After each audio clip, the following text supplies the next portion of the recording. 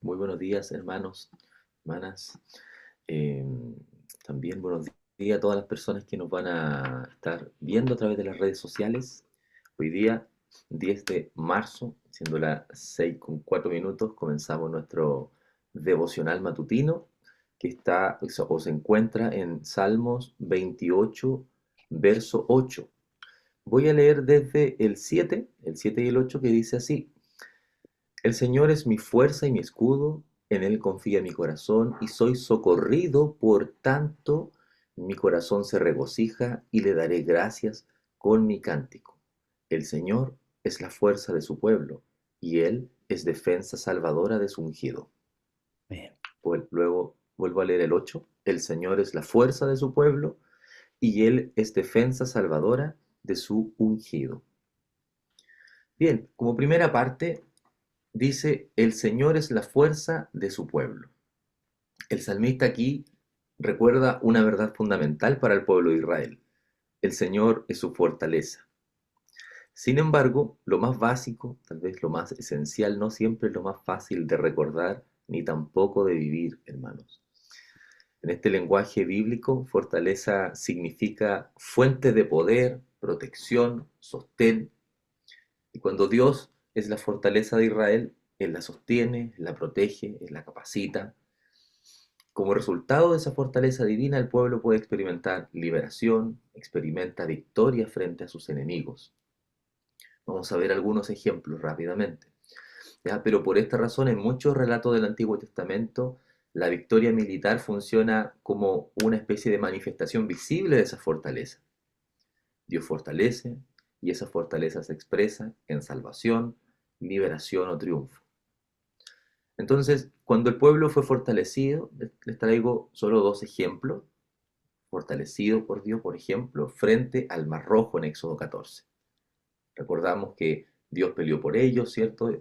Israel estaba atrapado entre el mar y el ejército del faraón, no tenían salida humana. Sin embargo, Dios abrió el mar, permitió que su pueblo cruzara y destruyó al ejército egipcio. La salvación vino enteramente de la mano del Señor. En la conquista de Canaán, también, Jueces 6, la victoria vino por la intervención del Señor. Israel no conquistó la ciudad mediante estrategia militar, una estrategia convencional, sino que Dios ordenó rodear la ciudad y tocar trompetas, los muros cayeron por la intervención divina, mostrando que la victoria dependía del Señor.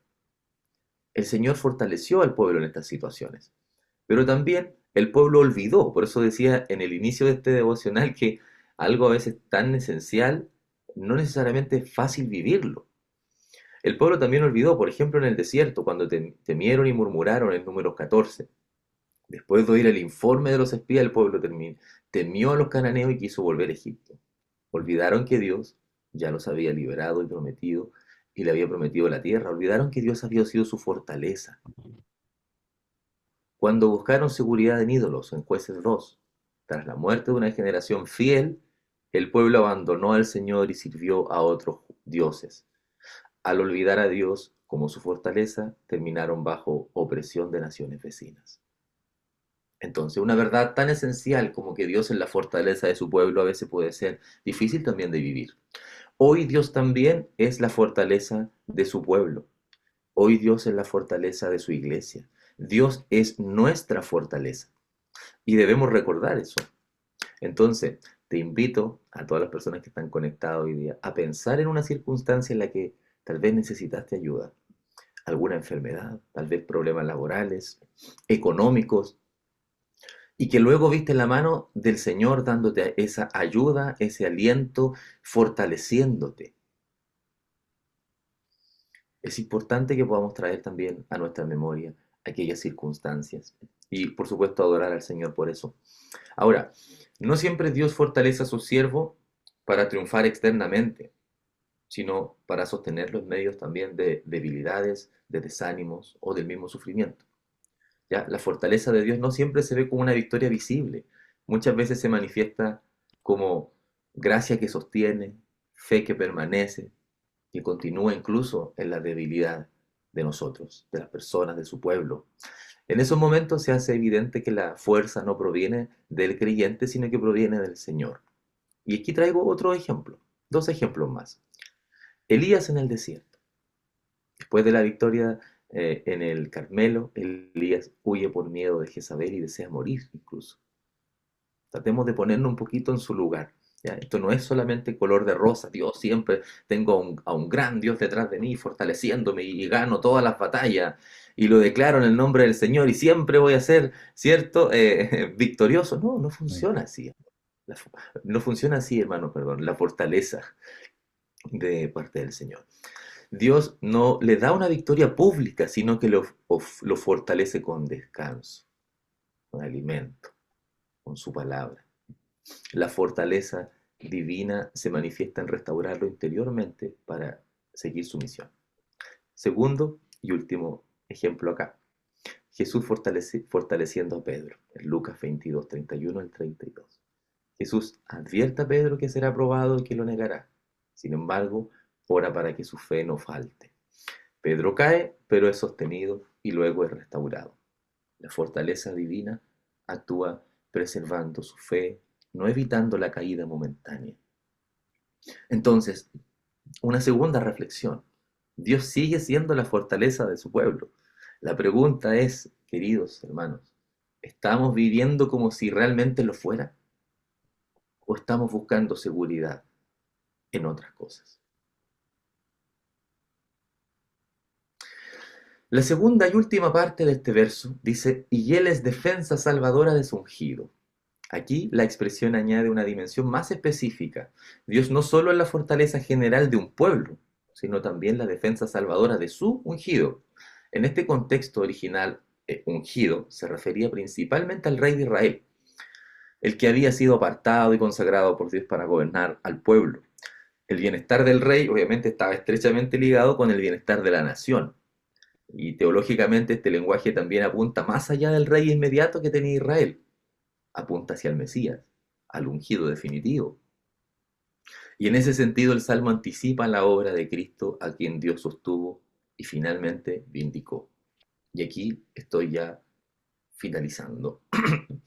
Ejemplo final, Cristo fortalecido. En la palabra vemos que a pocas horas antes del arresto de Jesús, después de la última cena, Jesús va con sus discípulos al monte de los olivos para orar.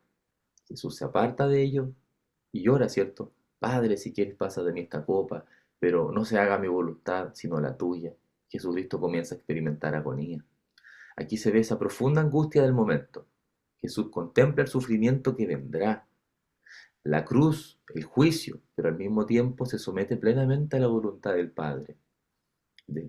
Luego el texto dice, entonces se le apareció un ángel del cielo para fortalecerle. Es fortalecido por su Padre a través de este ángel. Entonces, tenemos el mejor ejemplo acá, a la segunda parte del Salmo 28, al ungido, ¿cierto? A nuestro propio Señor Jesucristo. Jesús no es librado de la prueba, sino fortalecido para enfrentarla. La fortaleza de Dios, en este caso, se manifiesta en medio de la obediencia y del sufrimiento. Entonces, para finalizar, Dios es tu fortaleza, hermano. Es nuestra fortaleza. Si tu respuesta es sí, ¿cómo se materializa esa fortaleza? En obediencia al Señor. ¿Cómo se vive? ¿Cómo estamos viviendo esa fortaleza? ¿Dónde la estamos buscando?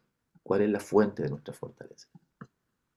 Que el Señor nos ayude Amén. a buscarle, a mirarlo, siempre a Él, y que seamos fortalecidos por el Señor en medio de tantas pruebas que pueden existir en este mundo. Oremos. Señor, gracias te damos por este tiempo, por este devocional. Gracias, Padre, por recordarnos todas estas circunstancias, estas historias bíblicas, Padre, que nos ayudan a recordar a su vez, Señor, cómo fortaleciste al pueblo, Señor, cuán grande es tu fidelidad, Señor, y tu gracia, y la obra también maravillosa de nuestro Señor Jesucristo. Amén. Ahora danos el privilegio de serte fiel, Señor. Fortalécenos, ayúdanos, Señor, a vivir vidas, Señor, que sean dirigidas y gobernadas por ti, para tu gloria. Oramos en el nombre de Jesús. Amén. Amén.